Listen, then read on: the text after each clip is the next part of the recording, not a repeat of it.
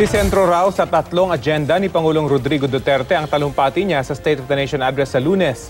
Bukod sa Pangulo, puspusan na rin ang paghahanda sa batasang pambansa kung saan gaganapin ang SONA. Balita hatid ni Mav Gonzalez.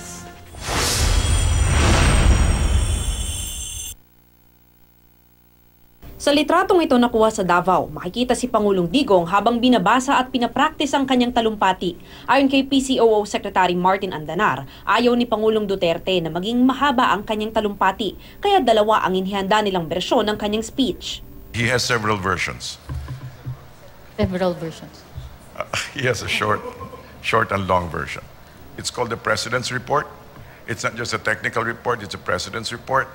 It comes from a very personal perspective as a leader. And looking forward, he will also give a sense of where we are going. Ang magiging tema raw ng SONA ngayong taon, pinamagatang A Comfortable Life for All. At ang kanyang talumpati, magiging pasok daw sa tatlong agenda ng administrasyon, ang law and order, kapayapaan at kaunlaran para sa lahat. Kasama sa mga dadalo sa SONA 2017 ang First Family.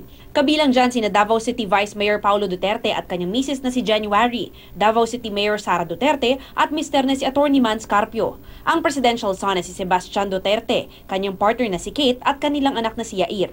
Pupunta rin ang mga apo ng Pangulo na sina Rodrigo Duterte II at Isa. Bukod sa pamilya Duterte, nasa 1,500 naman ang pinadalhan ng imbitasyon. Para naman kantahin ang pambansang awit ng Pilipinas, itinalaga si Mona Lisa Adam Mangelen, isang staff ng Human Resource Management Service ng House of Representatives. Mula siya sa Isulan, Sultan Kudarat at kabilang sa Maguindanaoan Tribe. Handa na rin ang batasan pambansa para sa malaking okasyon sa Lunes.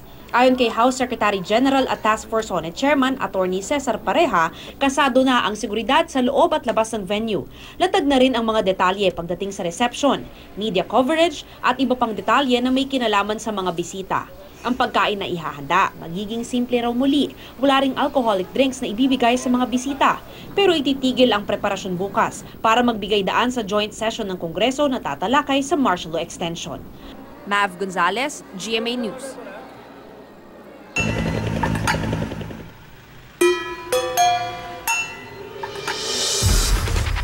Dalawang buwan na ang nakalipas mula nang sumiklab ang gulo sa Marawi City. Pero sa kabila ng maigting ng pakikipaglaban ng militar laban sa teroristang grupong Maute, bakit nga pa hindi pa rin ito matapos-tapos?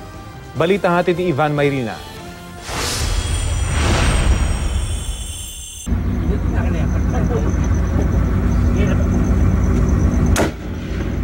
Kuha ito mula sa gunner ng commando vehicle ng militar sa tuwing uumang daw ito sa Mapandi Bridge. Pinapuputokan ito ng mga sniper ng Maute ISIS.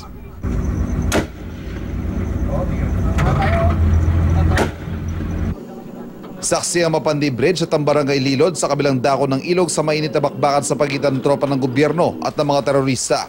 Sa bawat bombang ibinabagsak ng mga air assets ng militar, napupulbos ang maraming mga estrukturang pinagtataguan daw ng mga terorista. Pero ilan nga ba ang nalalagas sa kanila? Isinama kami ng mga tropa sa isang na-clear nilang bahay. Isa itong basement na karaniwan sa mga bahay dito sa Marawi. Paniwala ng militar, isa ito sa mga dahilan kung bakit natatagalan ng bakbakan. Dahil kung sakali magka-airstrike, mapulbos man ang ikalawa, ikatlong palapag, nagtatago lamang ang mga Maute sa mga basement tulad nito.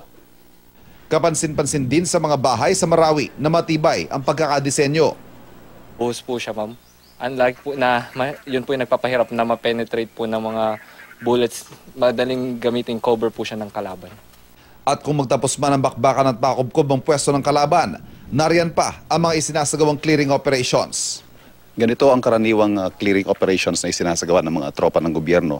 Iniisa-isa ang bawat bahay, bawat gusali, bawat estruktura para masigurong hindi ito pinagtataguan ng mga kalabang terorista.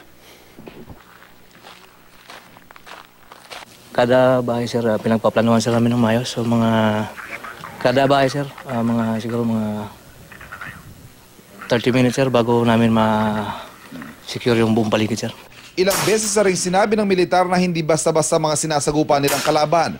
Ang mga sniper natin, natatapatan din ng mahuhusay na kalaban. Foreign trend din sa inyo, ma'am. Yung iba.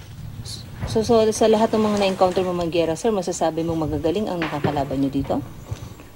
Yes, ma'am. Magagaling din sila. So, sumasabay din sila sa inyo? Yes, ma'am. Sumasabay din sila sa minsan, ma'am, sa ano. Pero sa pa ngayon, ma'am, medyo pawala-wala na silang pa-isa-isa na lang, ma'am. Sa nakalipas na 60 araw, daan-daang buhay ng nabuwis, kabilang dito ang ating mga sundalo.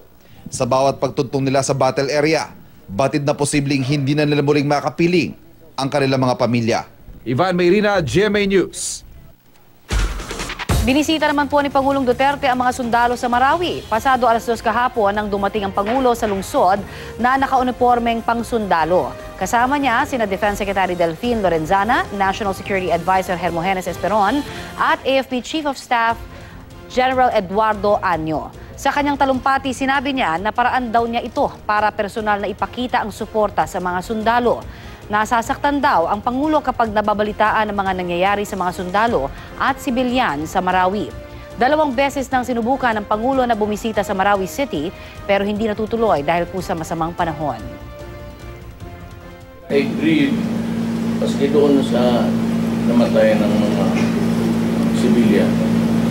Ganoon rin para sa akin, lalo na sa sundalo, na nga ako naputos na pumunta kayo dito para magpag-away at mamatay.